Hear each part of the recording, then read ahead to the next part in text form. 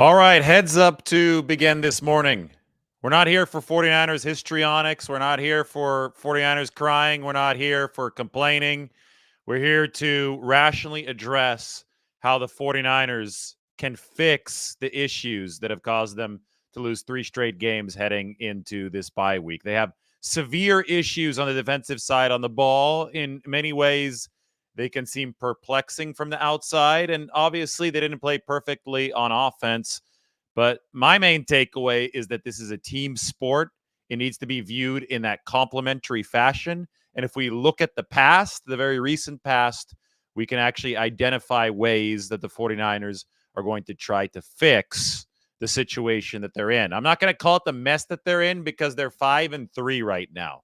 That's still a solid record in the NFL. They're still on track to make the playoffs, and they still have their entire destiny in front of them this season. So this is a call to action right now. That's what the 49ers need to treat this loss to Cincinnati as. They need to look at this bye week as a chance to regroup and move forward to start playing up to their potential. The article from last night that I wrote at Levi Stadium is up on the screen. 49ers grasping to regain their complementary identity as the losing streak hits 3 games. Now, a 3-game losing streak is not the end of the world. There are 6 teams since 2000 that have gone on a 3-game losing streak during the regular season, but then have gone on to win the Super Bowl. It had never been done before 2000, which is interesting, but I think that parity overtook the league at around the year 2000 when the salary cap hit, put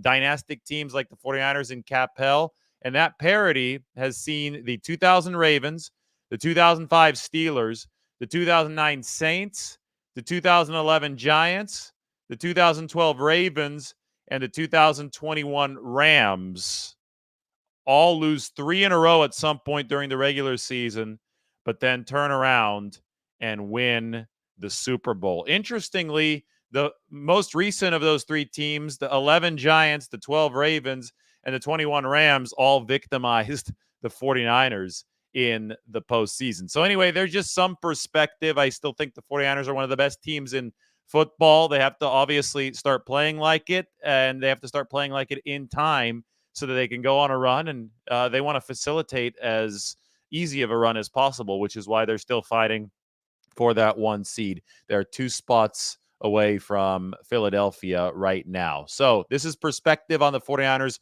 loss to Cincinnati. The link to the article where I talk about complementary football, because it's a team sport, is in the description. So make sure you go ahead and check that out. But this loss, if you want to find a sibling for this loss, if you want to find a historical parallel, this was the 2021 Week 9 loss to the Cardinals and the 2022 Week 7 loss to the Kansas City Chiefs. What do I mean by that? Well, 49ers defense was absolutely swamped in both of the games that I have listed down below me on the screen. 2021, Colt McCoy came into Levi Stadium, hardly threw an incompletion, lit the 49ers up, a lot like Joe Burrow yesterday, 19 straight completions, 28 of 32. I do think that Joe Burrow is a better quarterback, though, than Colt McCoy, so 2021 might have been a little bit worse.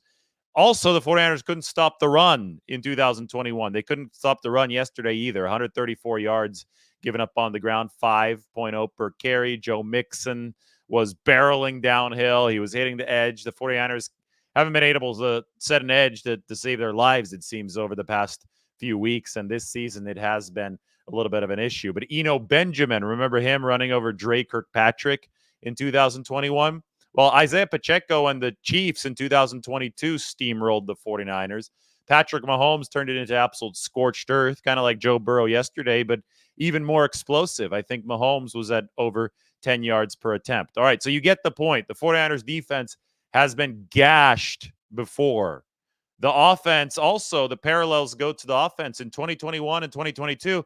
49ers offense showed some explosiveness in those 2 losses, but they just turned the ball over at a rate that was not going to allow them to keep up blow for blow with the Cardinals and the Chiefs in games of the Cardinals and the Chiefs dominated the 49ers defense. Against Arizona in 2021, Jimmy Garoppolo threw for 350 yards, but the 49ers fumbled twice, right? So 2 fumbles, you're not going to get the job done in that situation. In 2022, Jimmy Garoppolo threw a bad red zone interception when the 49ers were about to score before halftime against the Chiefs.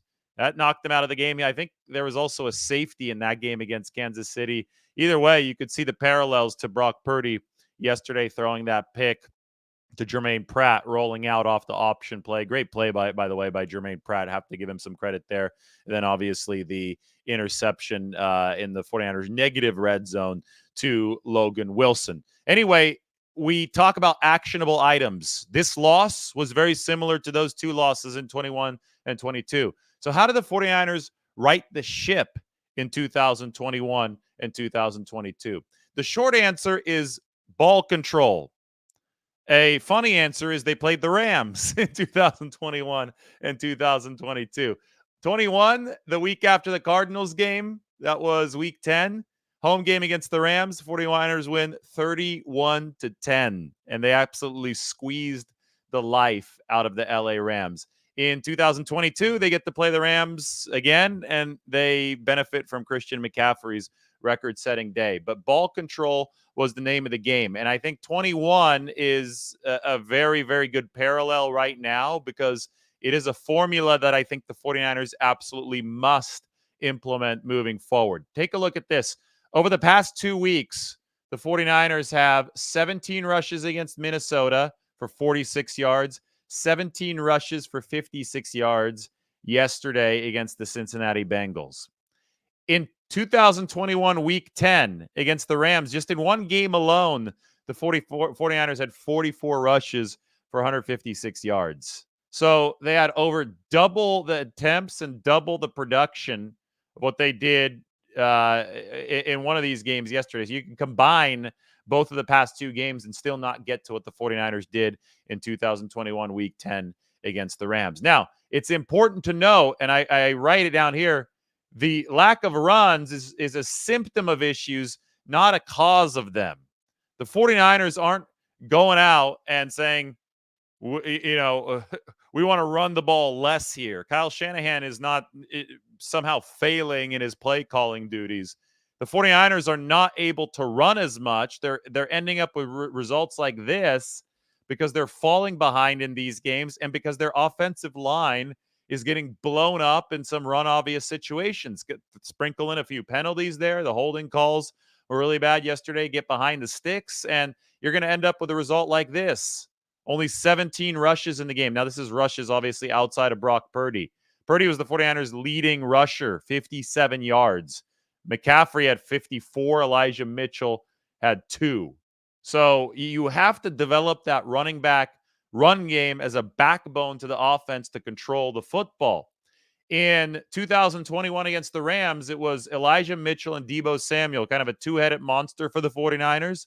They racked up 40 minutes of possession against the Rams. They basically hogged the football.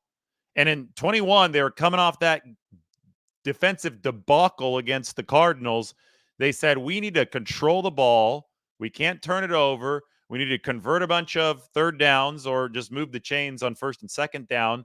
And they did. I mean, Jimmy Garoppolo was fantastic. Elijah Mitchell and Deebo Samuel were workhorses.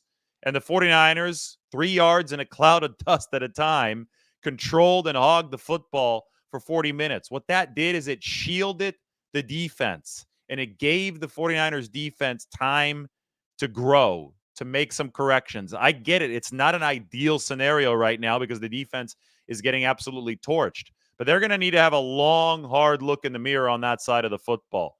Kyle Shanahan is not going to rest over this bye week. I guarantee you he's not going to rest over this bye week. He's going to sit back, look at the tape, and then he needs to have very, very difficult conversations with Steve Wilks, the new defensive coordinator, because something isn't meshing right now. That's really, really obvious. And the 49ers need to determine what the path forward on that side of the ball is going to be. They don't have other options to coordinate this defense, right? Somebody like Corey Undlin, the defensive backs coach with some coordinating experience, he's in Houston now. He's gone. D'Amico Ryans is the head coach in Houston. Robert Saleh is the head coach of the New York Jets. The The 49ers were embarrassed yesterday defensively. They were embarrassed the week before. They've given up 661 pass yards over the past 2 games, but it is what it is. It's a crappy situation for the defense. They're trying to, for the first time ever, they're trying to bring an outside hire into a coordinating position under Shanahan. They were a top 2 defensive team of the past 2 years, or late in 21 they were. They're a top 2 run defense team of the past 2 years. They're nowhere near that as far as a run defense goes this season. They're, I think, at number 26 or number 27 in terms of run defense, which shows you that something is systemically wrong, and they're going to have to fix that moving forward. You generally need time to fix such things, right? And if you need time to fix such things, then you rely on the fact that this is a team sport, just like they did in 2021 when D'Amico Ryans was struggling. And the offense needs to shield the defense. And the offense can shield the defense through ball control.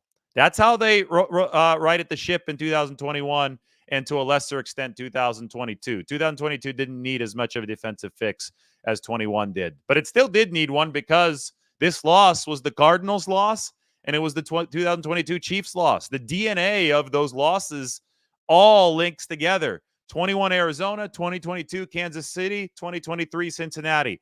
Horrific defense and an offense that has way too much pressure on it, so it turns the ball over. That's exactly what we've seen in all 3 of these football games. And the 49ers have fixed it. They've responded by turning around and playing ball control and delivering a complementary formula. So in this piece yesterday, I talked about the lack of a complementary formula and the 49ers grasping to regain it. But there's a reason why you can look so bad one week in the NFL and then look so good the next, or vice versa, because the 49ers have ridden that roller coaster the wrong way this year, right? They've gone from 5-0 to 5-3. And the reason that things can change so quickly in the NFL is because it's a domino effect.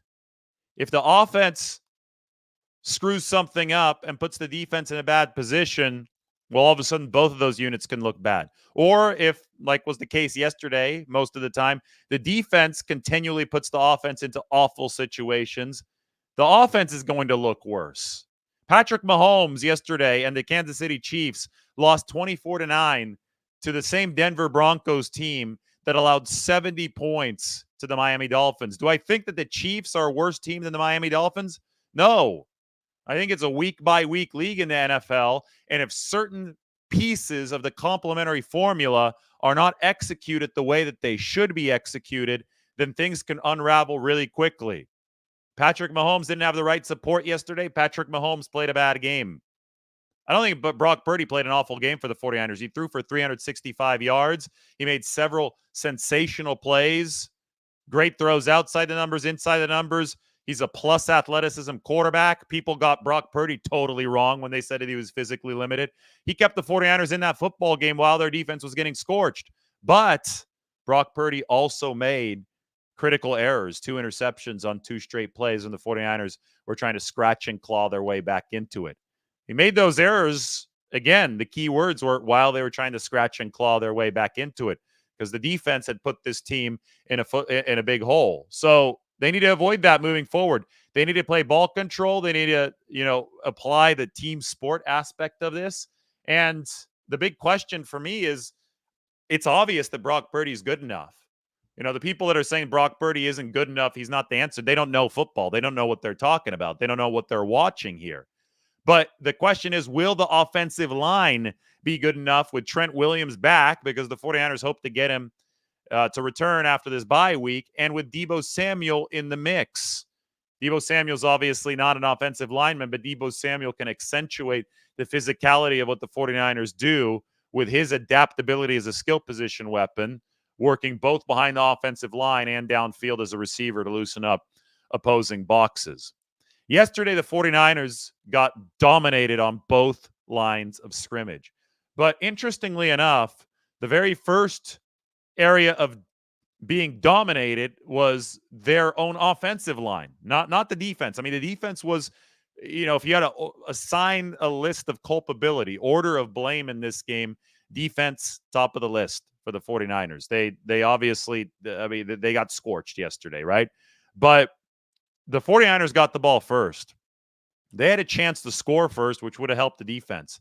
They had the same chance to score first in Minnesota last week, which would have helped the defense, but Christian McCaffrey fumbled. In fact, they've scored first in, 6 of their 8 games? The last 2 are the 2 games in which they haven't scored first. 0-2 in those games. Yesterday, it wasn't a fumble. It was just total failure of the offensive line, which was really emblematic of how the rest of this game played out. First play of the game, 49ers did what they usually do. Outside zone, pitch right to McCaffrey, 8.5 yards, great. But the degree to which this team has struggled to pick up 1 yard or 2 yards when it's needed, just 1 yard or 2 yards over the past 2 weeks has been downright alarming. The 49ers could not pick up the 1.5 yards that they needed after the first 8.5-yard run of the game. First try was McCaffrey, maybe a yard, got stuffed. It was 3rd and 1. And then came a tone setter. DJ Reader's a 340-pound defensive tackle for Cincinnati. Jake Brendel's a lighter center for the 49ers. But Brendel's really athletic, and the 49ers like Brendel's athleticism in outside zone. They thought that he anchored well in pass protection last season. Jake Brendel just got blown up by DJ Reader on that first 3rd and 1. Absolutely blown up. Just go watch the tape. Pushed back into the backfield. That allowed Cam Taylor-Britt and an aggressive Cincinnati run defense and run blitz on that play to just fire through the gap and fire in from the side. There was no gap there because the gap was blown up the middle by DJ Reader. But Cam Taylor-Britt fired in from the side off the run blitz and stonewalled Christian McCaffrey. 49ers had a punt. They didn't set the tone. Instead, Cincinnati did. 49ers just got manhandled up front. And in general, I think that was a theme throughout the game. That's why Brock Purdy was running for his life the way that he had to. 6 carries, 57 yards for Brock Purdy in this game. He did a great job when it came to running for his life, but it's no way to sustainably live. Jalen Moore wasn't good enough at that left tackle position. He looked a whole hell of a lot worse now that he had to face Trey Hendrickson instead of, D-list pass rushers for the Minnesota Vikings the year before with Danielle Hunter lining up on the other side. When the pressure numbers come out, they're not going to be pretty. The 49ers up front, they needed to have a long, hard look in the mirror, and one of the ways they can improve is by returning Trent Williams and by returning Deebo Samuel. With Deebo Samuel and Christian McCaffrey, you've got the two-headed adaptable monster, so it becomes easier to run the football. And when you can run the football and you have Trent, well, all of a sudden your offensive line looks better because they're doing what they're best at. But, it's a long list of things that the 49ers need to repair, which they have repaired in previous years, and I'm outlining the way to those fixes. But, Brock Purdy is obviously good enough. If there's a bright spot, I think, from yesterday, it's how well Brock Purdy played when it came to the explosive nature of the football game. This guy, we hadn't seen that type of explosiveness with Brock Purdy's legs and his arm combined at the same time in a game until yesterday. So the 49ers can harness that, if they could put that on a platform to succeed on a team level, because it is a team sport. For example, their defense, number 30 over the past 2 weeks in EPA per play allowed. The defense is bottom barrel, or has been bottom barrel for 2 weeks. The run game has been bottom barrel for 2 weeks. The only reason these games are semi-competitive entering the fourth quarter is because Brock Purdy is actually doing some good stuff for the 49ers. Connecting with Kittle, connecting with Ayuk, but drops for both of those guys also hurt San Francisco. So they have to even the playing field here a little bit.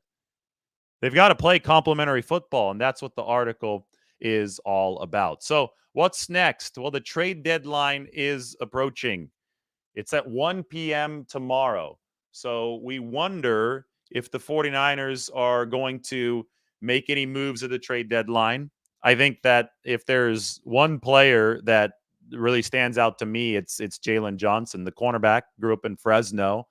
I think the 49ers are in the mix for an edge rusher and for a cornerback. I'm going to delve much further into the ghastly defensive performance and maybe since I did lead with that, maybe I should dive deeper into that. It's been a jaw-droppingly bad 2 weeks from the 49ers defense. I mean, there are no ifs, ands, or buts about this. They cannot stop anything right now. And I get it. There was a little bit of a resurgence there in the second half. They got a sack or two, but Joe Burrow's statistics would have been better throwing against air, or what were better than throwing against air than this 49ers defense. I mean, a 90% completion rate in the NFL is absolutely unacceptable. 19 consecutive completions is absolutely unacceptable.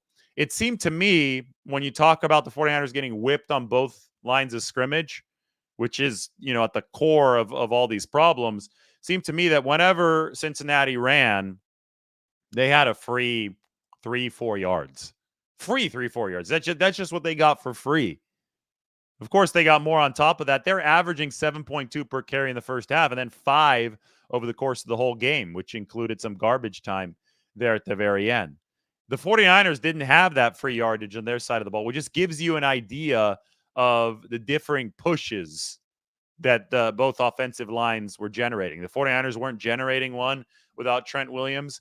And the Bengals, and whatever the 49ers are doing defensively, and this is why Shanahan and Steve Wilks are going to have a major moment of truth over this break. The 49ers are not stopping the run. It's a night and day drop off from where they were before. This team is not going to go anywhere unless it slows down the run game. And, one of the things that's interesting is a lot of people are saying, well, they look so good over the first 5 games. What happened? Remember back in even week 2, I think I was warning you. I was saying, hey, this 49ers run defense is not playing at near the same level that it had in 2021 and 2022. And, a lot of people brushed it off as a fluke, and maybe with a smaller sample, that was the right move to do. And I just approached it with caution. Week 2 passed, week 3 passed, week 4 against the Arizona Cardinals passed, and the 49ers were still struggling to stop the run.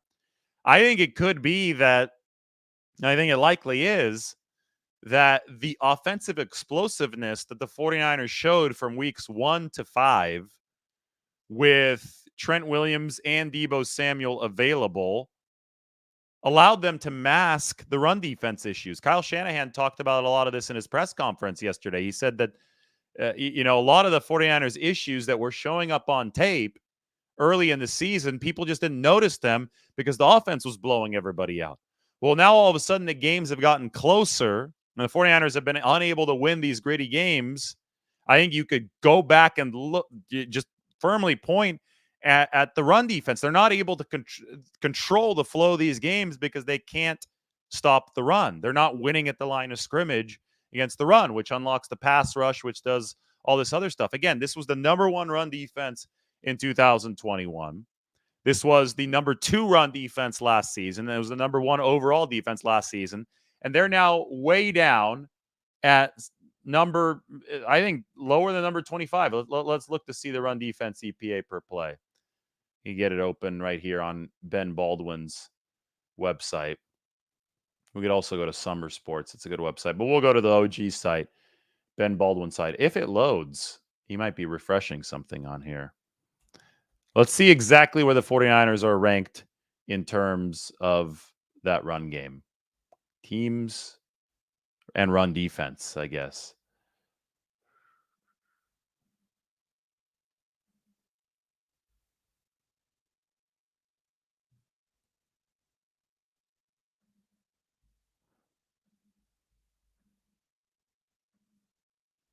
All right, run defense, EPA per rush.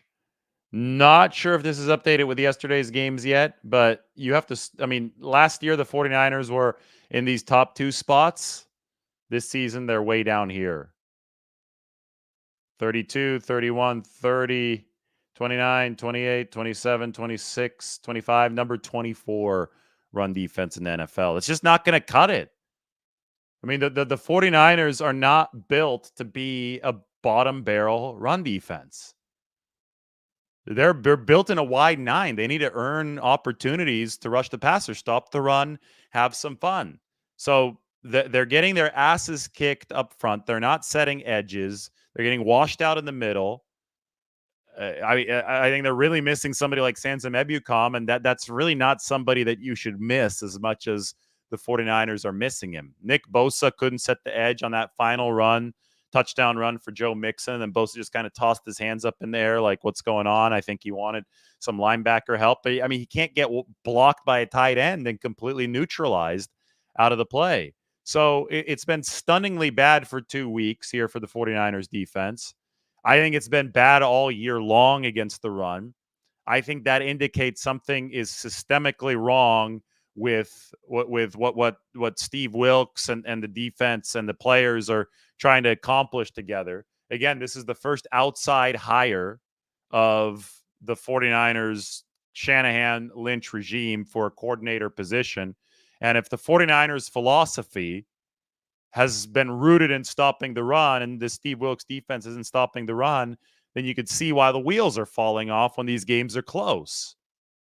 In close games, the team that has the advantage at the line of scrimmage is going to have a huge edge. Now, you can get away with, the 49ers. You say, well, didn't they have the advantage of the line of scrimmage in weeks 1 to 5? In a way, yes. But they also delivered so many explosive plays in those weeks that they immediately turned the tables downhill against their opponent. They were skiing downhill. So even if their line of scrimmage, their 2 lines of scrimmage would have been worse off in a mano, fair fight, we weren't able to gauge that because the 49ers had the high ground. They had that position of power. No Deebo Samuel, no Trent Williams, some defensive adjustments against the 49ers. They don't have that high ground anymore. And the 49ers defense, without that high ground, really seems to be struggling. So it is soul-searching time on that side of the ball. They need to stop these runs. They need to stop these screen passes. I view screen passes as extensions of runs. I view edge setting. I view screen pursuit as a reflection of a team's desire. The defense has to be playing with its hair on fire to stop those kind of plays. And right now, the 49ers are not playing up to grade in those key areas of defense, and it's just leading to a cascading domino effect. Now, I talked about the trade deadline. It's coming up. You talk about somebody like Jalen Johnson. You talk about cornerback play. The problems are multifaceted for this 49ers defense right now, right? You have the inability to stop the run, but then you also have these situations where they have favorable down and distance, and the secondary is just not in the right coverage alignment. And this was an issue against Minnesota. It was something that 49ers said they would fix. I get it. They're coming off a short week, so they didn't have as much time to prepare as a coaching staff. They're probably a little gassed defensively. But again, 19 consecutive completions is unacceptable at this level of play. So there's always somebody open for Cincinnati, right? Yesterday, without fail, there was somebody open, and more often than not, almost every time Joe Burrow would hit him downfield. So the coverage combinations right now are a failure for the 49ers. Is it because they can't cover? Well, the same unit did cover last year. So that's an indictment of Steve Wilks, right? Can they use better coverage players? I think every team can. And I think the 49ers are looking at somebody like Jalen Johnson or potentially adding a cornerback because they can take a coverage load off of Isaiah Oliver. Isaiah Oliver, who played a good glorified linebacker role yesterday, but really struggled in coverage, right? That touchdown to Jamar Chase coming off of the Brock Purdy interception, that was Isaiah Oliver biting on the play fake.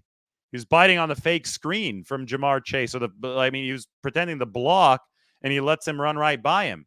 Gives up the first touchdown of the game as well. I think that was T. Higgins, right? The first touchdown of the game. Or was that Boyd?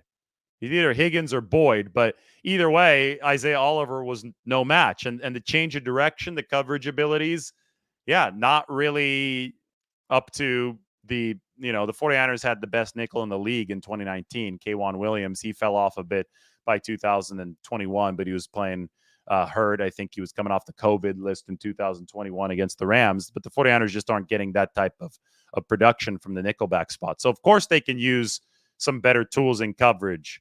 Of course, they can use a stronger edge against the run, because especially, when it goes from Nick Bosa and Randy Gregory to Drake Jackson. I mean, Drake Jackson he got pancaked by a tight end in Minnesota. That's seen his snap count dwindle significantly because they can't trust him on rundown. So, of course, they can use more firepower at those specific spots.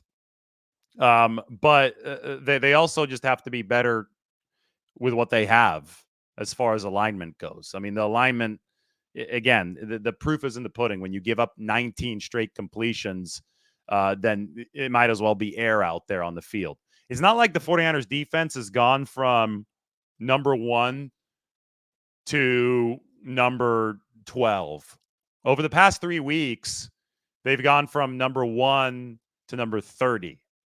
It's been a straight drop off of a cliff after they've lost some of the explosive support from the offense. And that's not how complementary football should work. If the offense is losing some steam because of injuries, which they've also got a really young quarterback, 23-year-old Brock Purdy, but no Trent Williams, no Deebo Samuel. The defense needs to pick up the slack. You need to play complementary football. The complementary football lens is the only path of credible analysis here. You have to look at both sides of the football, and I did. And the article is up here for you on The Athletic. So go ahead and check it out. Good morning to everybody joining right now. I was on before 7 a.m. That's how seriously I take this. I've already rewatched this game twice, giving you all the answers you need about the 49ers. They might be able to tighten the coverage a little bit with an acquisition, maybe improve their edge stopping ability against the run, and stuff in football can have a domino effect. But I can essentially guarantee you they're not going to make an acquisition that is as big of a splash as Christian McCaffrey's addition was last year. And that's why the 49ers are talking about having to improve from within. Improving from within means ball control, team sport. Right now, the defense needs runway. The defense didn't get nearly enough runway from an offense that struggled to run the football yesterday. 17 rushes, 46 yards, or 56 yards. 46 yards the week before. 34 combined rushes over 2 weeks won't do it. But remember, that's a symptom of issues, not a cause of them. The defense is at fault for the 49ers not being able to run as much. So is the 49ers offensive line. Again, the words underneath me, team sport, are really important to keep in mind. I'm going to open up to Q&A. Let's take a look at what everybody's saying here early on this Monday morning.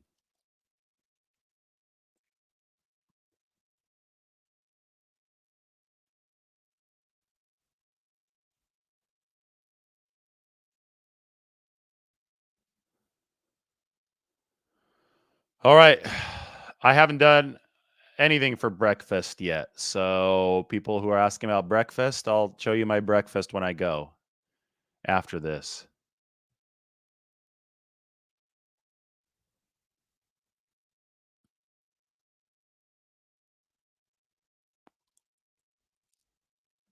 I think there's a difference between Purdy playing poorly and Purdy having 2 poor throws, right? I think we have to have that nuance in this game. Steve is a good longtime viewer, so I decided to put his comment up on the screen. But Purdy threw for 360 yards, was the 49ers leading rusher, was making play after play after play in this game. And then he had that 2-play stretch that straddled the third and the fourth quarter. That was bad. I mean, that was poor. Whatever word you want to use that's negative, that's what happened there. So that's unfortunate, but at the same time, look at all the other explosiveness that he's delivering. Look at the end of the first half with 30-something seconds left, backed up on his own goal line.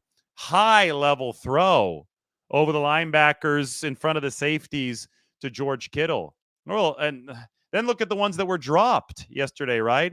There's a big drop from Brandon Ayuk right after that on another high-level throw. Purdy is not an issue for the 49ers as far as long-term thinking goes here. Obviously, he could take care of the ball better, but it's not one of those things where, oh my God, they don't have the quarterback. They have that most important piece in place. Quarterback will be fine.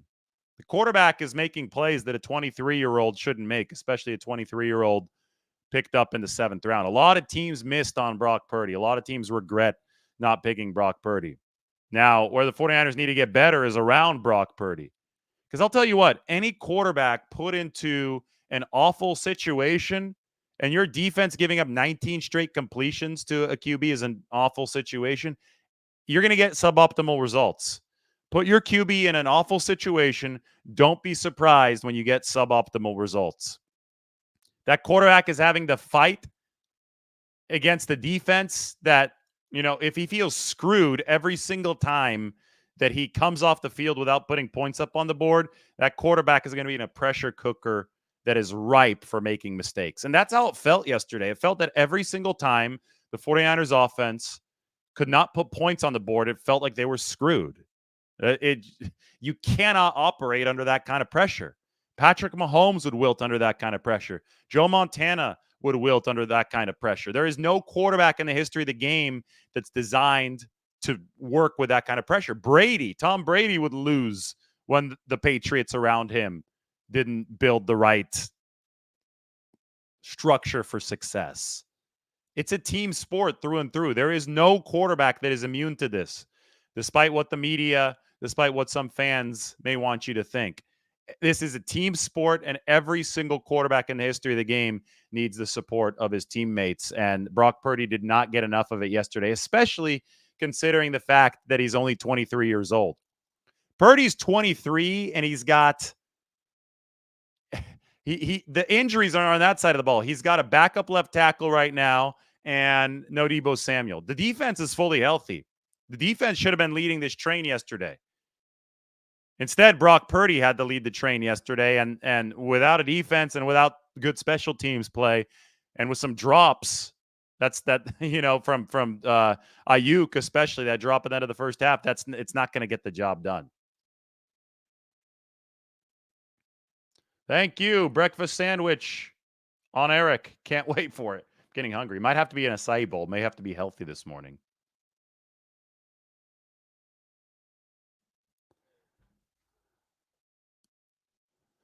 We have a thought here that Brock is going to be a Pro Bowl level player. Yeah, I mean, he's playing fantastic football for the most part right now. And if you're choosing to only look at the blemishes when you have a game's worth of the defense getting completely dominated with veterans and all pros and a defensive player of the year on that side of the ball, and you're choosing to focus on the two bad throws of a 23-year-old who's essentially a rookie, you're not looking at this in the correct order. That's all I can tell you. Because, yes, Kirk Cousins completed a bunch of passes the week before, too. It has been no resistance from the 49ers defense for 2 straight weeks.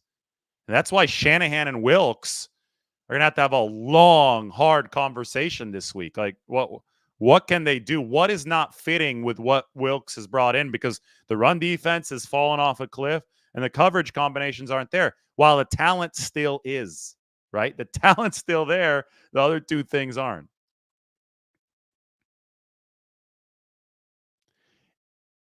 Easy fix, get rid of Wilks, says Jay. Except who do you replace him with? Who's going to be calling the plays? Chris Kasarik is a defensive line coach. That's what he likes to do. Your other schematic mind that you had as an assistant on the staff, Corey Undlin last year, he's in Houston now. Obviously, D'Amico Ryans and Robert Saleh are both long gone. Nobody else on the staff has coordinating experience. At the very least, Kyle Shanahan is going to have to sit in, I think, on the defensive game planning or the defensive course correction over the course of this bye week to diagnose what the disconnect here is. Why is this run defense so bad? Why aren't players setting edges? Why has the tackling gotten worse here when the 49ers defense has gotten more exposure because the offense isn't blowing teams out? Shanahan is going to have to apply himself in the defensive room to at least learn the answers to those questions, to figure out if he needs to bring in a defensive consultant, to figure out if he needs to be sitting in on some of these defensive meetings during the week. If the 49ers knew the answer, then I'm sure they would have applied it already. So if I don't know the answer, I'm giving you possibilities. I'm analyzing, giving you possibilities because it is a confounding slump for the 49ers defense. Ed wants the 49ers to bring in Richard Sherman, but I think he really likes his TV gig right now with Amazon.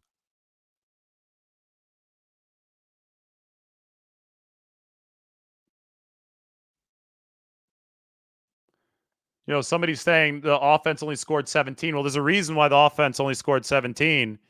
And if the defense is not getting off of the field, the offense has extremely limited opportunities. The offense only had 2 drives in the third quarter yesterday. So you're putting the offense in a pressure cooker. This is absolutely on the 49ers defense at the top of the list to blame. There are no ifs, ands, or buts about it. Anybody who knows the sport of football will honestly look at this with their own eyes, and they will rationally say, okay, this 49ers defense, there's a lot broken here that needs fixing. They won't say that about Brock Purdy because it's not true. There's not a lot broken with Brock Purdy that needs fixing. He needs to be playing on a team that's supporting him much better than what's currently happening, especially as a 23-year-old quarterback. Rocco says the soft zones on third downs need to stop. Well, yeah, there's soft zones on third down, and then last week people were complaining about over-aggressiveness, and rightfully so, because the 49ers didn't have a deep safety on the play to Jordan Addison right before halftime. What's the problem here is that it's like a game of whack-a-mole. It's a different problem with each complaint, which is the worst kind of situation you can have because you can't zero in on one thing, with the one commonality being bad run defense across the board. So I don't think you could credibly fix anything until you fix the run defense if you're the 49ers.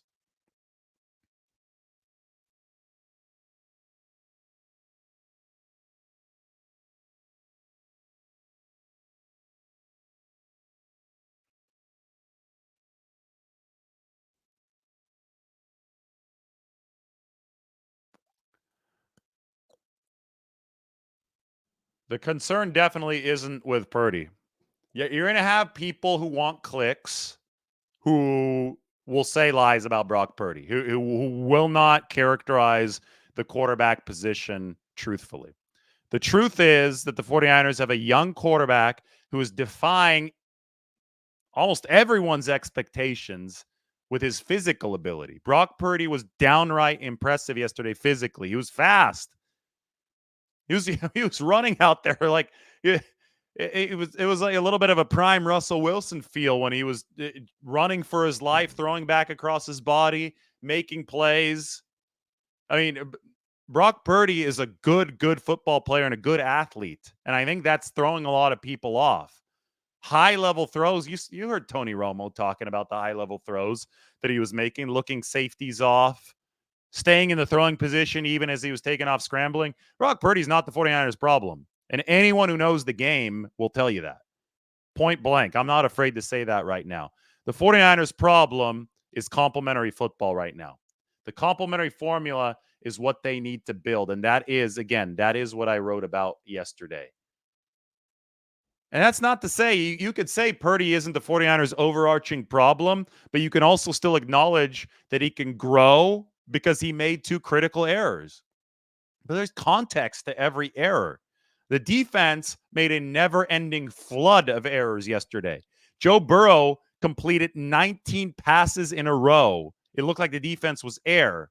The gashing would never stop.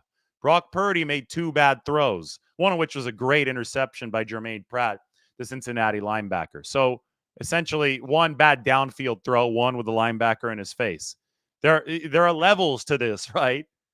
There are screw-ups on a game-long basis, and there are screw-ups on an individual play. I get it. People are angry. People are emotional. People like to resort to the histrionics. So they want to shove everything on a 23-year-old quarterback's plate. But they completely missed the fact that the 23-year-old quarterback kept the 49ers in the game despite a defense that has all pros in its depth chart repeatedly failing over and over and over again. And, at the end of the day, this can't be emphasized enough. No Deebo, no Trent. When I talk about the complementary formula, which I opened the show with, this right here, the 49ers, when they fix things, because this game that we just watched yesterday, the comp for this game was the 2021 Cardinals game and the 2022 Chiefs game. The 49ers defense just got completely boat raced, and they weren't able to sustain an offensive backbone that shielded the defense. So in 2021 and 2022, in that Colt McCoy game against the Cardinals, and then the Chiefs game in Week 7 in 2022, The 49ers responded by playing the Rams and hogging the ball. 2021 is probably the best example of ball hogging. 44 rushes, 156 yards. Only 17 carries in each of the past two games for the 49ers. So, when somebody says no Deebo, no Trent, well, Deebo and Trent can help the 49ers rack up the carries and rack up the first downs and supplement Brock Purdy. The point beneath me is I think maybe the most important one when we talk about potential fixes moving forward. Brock Purdy is absolutely good enough. There's no question about that. But will the offensive line be good enough with Trent Williams blocking and Deebo Samuel in the mix? And maybe I should add "and" in here. Deebo Samuel blocking and Trent Williams blocking and Deebo Samuel in the mix. There you go. That because the offensive line wasn't good enough without Trent Williams. Jake Brendel gets blown up on the first 3rd and 1. That sets a tone. DJ Reader in the middle. Holding penalty on Spencer Burford, who hasn't been good at right guard. Colton McKivitz is Colton McKivitz at right tackle. That's it's been average play at best from Colton McKivitz, and Jalen Moore is a backup at left tackle. You badly need Trent Williams. Badly need Trent Williams at left tackle. And then Deebo Samuel's a whole mentality, and so is Trent. There's a reason why these guys lead the team out, especially when they're on the road with the boombox. That physical mentality establishes a backbone, and that backbone manifests itself in very tangible ways on the field. This game against the Rams, when they've turned it around in week 10 of 2021, 44 carries for 156 yards, the 49ers had 40 minutes of possession in that game. 40 minutes. Rams only held the ball for 20 minutes. That's a way to shield your defense. Remember in 2021, the defense wasn't great to start the year. They were really sputtering. I mean, the whole team was. They were 3-5. But it had to be an offense-driven team because the secondary was giving up a record amount of pass interference penalties. So what the 49ers did is they just hogged the ball, week in, week out. 44 rushes, 156 yards against the Rams was the emblematic game of that. And they gave the defense time to improve behind the scenes. And by the time that push came to shove at the end of the season, they were playing complementary football. The defense was helping the offense was helping the defense. And I still remember that game in week 18 against the Rams. The special teams was doing its part too, even without Robbie Gould. So, well, did they have Robbie Gould? No, I think they had Robbie. Yeah, no, they had Robbie Gould. They didn't have Mitch Wishnowsky. They had Kyle Juszczyk holding. And Robbie Gould had a punt. And the special teams, I mean, they had to do everything right in week 18 against the Rams, and they did. All phases of the game in that second half to make that comeback when it looked really, really bleak. It looked a whole lot more bleak then than it does now, even though people are ready to wave the white flag right now. Way too early. 49ers are 5-3. I offered some perspective last night, and it is that the 1988 team was in the building yesterday being honored because they beat the Bengals in the Super Bowl. The 88 Super Bowl champion 49ers team opened the season 4-1. Then they dropped to 5-3 after losing to the Bears 10-9 in this same week that the 49ers just lost to Cincinnati. The very next week after that Bears loss was the Vikings run from Steve Young, 49 yards. And then Joe Montana came back, and then the 49ers went on a roll. It's about getting hot at the right time. It really is, especially since 2000, 6 teams have won the Super Bowl with a 3-game losing streak, including 3 teams that have beaten the 49ers in the playoffs: the 2011 Giants, the 2012 Ravens, and the 2021 Rams. So you got to find your way into the tournament with the best seeding possible, and you have to be as healthy as possible when that does happen, and then you try to go on a run. The 49ers are now, I could go back to the boxing match analogy. They have made it into the break in between rounds. They're cut up. They've got some wounds to take care of. They've got to shake it off, and they have to, bring a newfound lucidity into the back half of this season because it's going to be where their title hopes are determined. Nothing, absolutely nothing has been determined regarding the 49ers Super Bowl hopes so far this year. It's just the truth of the matter. People are going to freak out. People are going to want clicks. People are want to be crying and screaming right now, thinking that something is determined because they want to deliver a hot take. But that's just not the case. The 49ers' fortunes are going to be determined from here on out. And every week, subsequent week, is going to carry greater weight. They have Jacksonville coming out of the bye. Then they have Tampa Bay at home.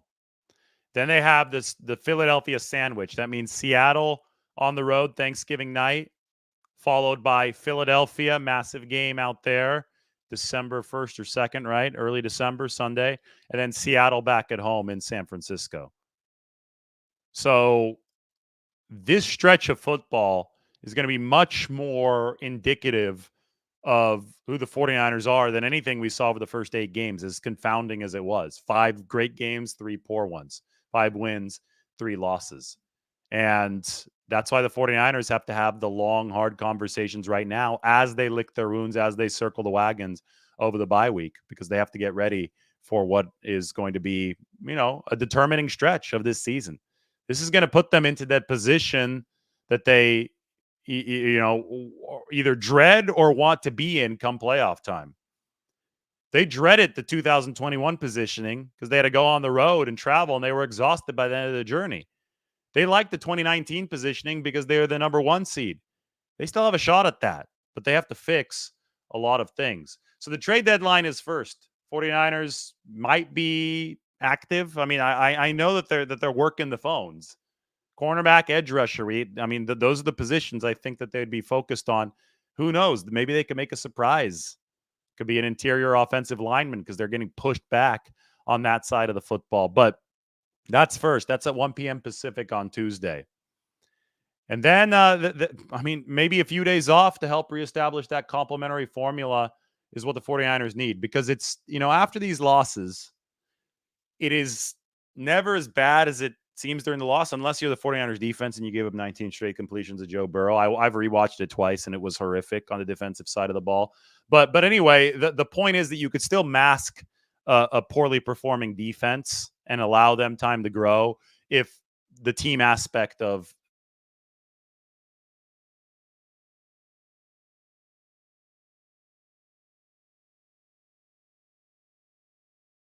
look, I suffered a lapse like the 49ers defense. My point is that you can still mask a struggling defense and allow them time to grow if the team aspect of this game is emphasized, if complementary football is played. And the 49ers, they're at a position right now where they need to look themselves in the mirror and apply the same formula that they have over the last 2 years. And they're 5-3 now instead of 3-5. That's a whole lot better to invert it that way. But bye week has come at the right time. You're a lot closer to turning things around if you realize that all 3 phases of the game can help each other out. And right now, the biggest problems are on defense. They're going to need some help from the offense.